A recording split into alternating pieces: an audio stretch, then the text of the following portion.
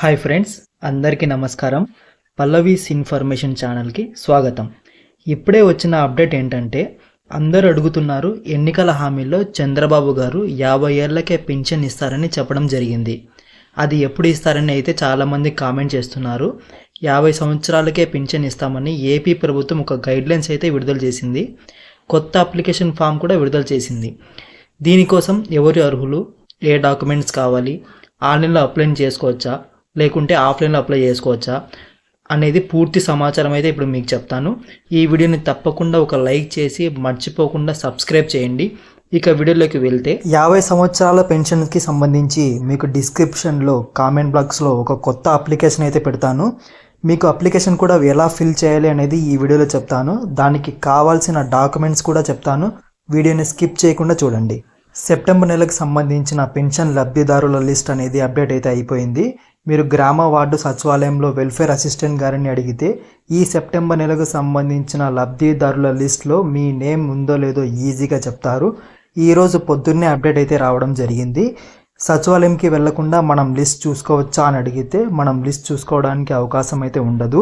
కేవలం మన ఐడి అనేది యాక్టివ్ ఉందో లేదో అనేది మాత్రం చూసుకోవచ్చు. 50 ఏళ్ల పెన్షన్కు సంబంధించి పూర్తి సమాచారం అయితే ఇదేనండి. మీరు చూసినట్లయితే 50 సంవత్సరాలు పూర్తయితేనే పెన్షన్ వస్తుంది, అంటే ఒక్కరోజు తక్కువ ఉన్న పెన్షన్ రాదు. టీడీపీ ప్రభుత్వం అధికారంలోకి వచ్చిన వెంటనే 50 సంవత్సరాలు పూర్తయినటువంటి బీసీలకు పెన్షన్ అమలు చేస్తామని హామీ కూడా బీసీ డిక్లరేషన్లో చెప్పారు. ఎస్సీ ఎస్టీ మైనారిటీ కూడా వీళ్ళకు వర్తిస్తుంది. ప్రభుత్వ పెన్షన్ పొందేందుకు అర్హతలు ఒకసారి చూద్దాము. మొత్తం కుటుంబ ఆదాయం గ్రామీణ ప్రాంతాల్లో నెలకు 10,000 మరియు పట్టణ ప్రాంతాల్లో నెలకు 12,000 కంటే తక్కువగా ఉండాలి. కుటుంబానికి 4 చక్రాల వాహనం ఉండకూడదు, అంటే 4 వీలర్ వాహనం ఉండకూడదు. కుటుంబం యొక్క మొత్తం భూమి 3 ఎకరాల తడి 10 ఎకరాల పొడి రెండు కలిపి 10 ఎకరాల కంటే తక్కువగా ఉండాలి. కుటుంబంలో సభ్యులు ఎవరు ప్రభుత్వ ఉద్యోగి అయి ఉండకూడదు, అంటే గవర్నమెంట్ జాబ్ కలిగి ఉండకూడదు. నెలవారీ విద్యుత్ వినియోగం 3 యూనిట్ల కంటే తక్కువగా ఉండాలి. 750 చదరపు అడుగుల కంటే ఏరియా కలిగి ఉన్న మున్సిపల్ ప్రాంతాల్లోని కుటుంబం మాత్రమే అర్హులు. కుటుంబం సభ్యులు ఎవరు కూడా ఆదాయపు పన్ను చెల్లించకూడదు. ఈ 50 ఏళ్ల పెన్షన్కు సంబంధించి దరఖాస్తు ప్రక్రియ ఒకసారి చూసేద్దాము. ఆంధ్రప్రదేశ్ ప్రభుత్వం ద్వారా పెన్షన్ పొందేందుకు దరఖాస్తును ఆఫ్లైన్ ద్వారా మాత్రమే అప్లై చేసుకోవాలి, అంటే ఆన్లైన్లో అప్లై చేసుకోవడానికి లేదు. మనం సొంతంగా వెబ్సైట్ ద్వారా కూడా అప్లై చేసుకోవడానికి లేదు. దీనికి కావాల్సిన గ్రామ సచివాలయం ద్వారా పెన్షన్కి దరఖాస్తు చేసుకోవచ్చు, మరియు గ్రామ సచివాలయం వెల్ఫేర్ అసిస్టెంట్ ద్వారా కూడా దరఖాస్తు చేసుకోవచ్చు. ఈ 50 ఏళ్ల పెన్షన్కి అప్లికేషన్ ఫామ్ కూడా నేను డిస్క్రిప్షన్ బాక్స్లో ఇవ్వడం జరుగుతుంది. దీనికి అవసరమైన పత్రాలు ఏంటో ఒకసారి చూసేద్దాము. దీనికి కావాల్సిన పత్రాలు ఏంటంటే, ఆధార్ కార్డు, వితంతువులైతే భర్త మరణ ధృవీకరణ పత్రాలు, వైకల్యం కలిగిన సర్టిఫికేటు, వీవర్ సర్టిఫికేటు, కుల ధృవీకరణ పత్రము అంటే క్యాస్ట్ సర్టిఫికేటు, వయసు పుట్టిన తేదీ రుజువు అంటే ఎస్ఎస్సి కానీ మీ బర్త్ సర్టిఫికేట్ కానీ చూపించవచ్చు. వివాహ ధృవీకరణ పత్రం. ఈ 50 ఏళ్ల పింఛన్కు సంబంధించి కొత్త అప్లికేషన్ ఫామ్ అయితే రావడం జరిగిందని చెప్పాను. దానికి ఎలా ఫిల్ చేయాలని కూడా ఈ వీడియోలో చెప్తాను. వీడియో స్కిప్ చేయకుండా చూడండి. ఇంకో అప్డేట్ అయితే రావడం జరిగింది. అనర్హుల పింఛన్లు తొలగించాలని ఒక పత్రిక అయితే మనం చూస్తున్నాము. అనర్హుల పింఛన్లు తొలగించాలని లోకాయుక్తలో కేసు వేయడం కూడా జరిగింది. 2021లో లోకాయుక్తను ఆశ్రయించగా బైరాపురంలో అనర్హుల పింఛన్లు తొలగించాలని ఆదేశాలు వచ్చిందని, కానీ అధికారులు పట్టినట్టు పింఛన్లు అందజేస్తున్నారని చెప్పారు. ఈ నెల 24వ తేదీన డిఆర్డీఏ అధికారులు ఆదేశాలు ఇచ్చిన నాటికి తొలగించలేదని ఆరోపించారు. దీనిపై త్వరలో కోర్టును ఆశ్రయిస్తామని ఆయన చెప్పారు. ఇప్పుడు మీరు స్క్రీన్ పైన అయితే చూస్తున్నారు, ఎన్టీఆర్ భరోసా పెన్షన్ స్కీమ్ అప్లికేషన్ ఫామ్ అయితే చూస్తున్నారు. ఇది ఎలా ఫిల్ చేయాలో ఇప్పుడు మీకు చెప్తాను.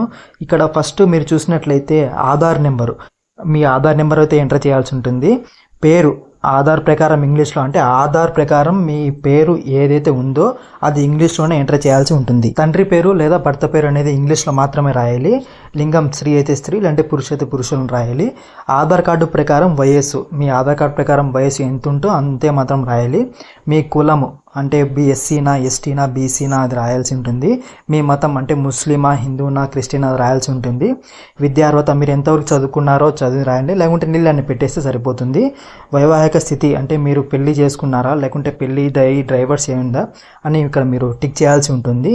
మీ ఫోన్ నెంబరు, మీ పర్మనెంట్ అడ్రస్, మీ ఇప్పుడు ప్రస్తుతం ఉంటున్న అడ్రస్ అవన్నీ మీరు ఇప్పుడు రాయాల్సి ఉంటుంది. ఇక్కడ మీరు ఒక లాస్ట్లో ఒక లైన్ చూసినట్లయితే ఆధార్ కార్డులో పేరు కానీ లింగం కానీ పుట్టిన తేదీ కానీ మార్పులు చేయించుకుంటున్నారా, అలా మార్పు చేస్తే ఎన్నిసార్లు చేయించుకున్నారైతే అడుగుతున్నారు. ఒకవేళ మీరు మార్పు అంటే చేంజ్ చేసుకున్నట్లయితే ఎన్నిసార్లు చేంజ్ చేసుకున్నారని ఖచ్చితంగా రాయాల్సి ఉంటుంది. ఎందుకంటే వాళ్ళు ఆన్లైన్లో చెక్ చేస్తారు కాబట్టి ఖచ్చితంగా రాయాలి.